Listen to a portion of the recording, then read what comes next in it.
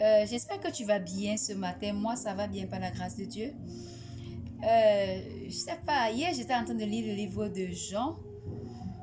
Et arrivé au chapitre 5, la Bible nous raconte l'histoire du paralytique qui était assis à la piscine de Bethesda. Pourquoi? Parce que il était malade depuis 38 ans et il n'y avait personne pour l'aider à descendre dans l'eau chaque fois que l'ange descendait pour agiter l'eau.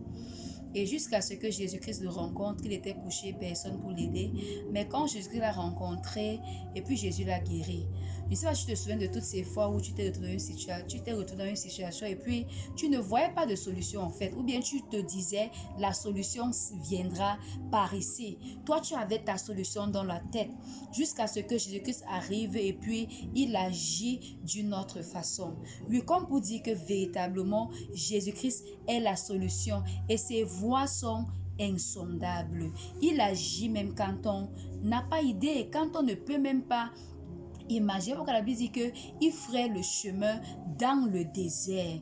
Quand il n'y a pas de chemin, quand il n'y a rien, Jésus se lève et puis il intervient. Peut-être tu te sentais seul.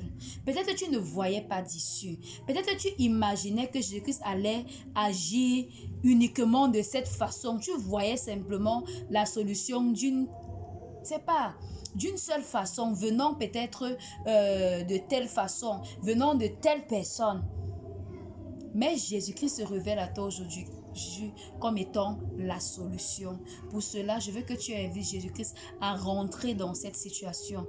Jésus, quand il vient dans ta vie, c'est pas juste pour te sauver, mais il est intéressé par tous les aspects de ta vie. Je veux que tu pries avec moi ce matin et tu ouvres la porte à Jésus-Christ dans cette situation-là. Tu es béni au nom de Jésus-Christ.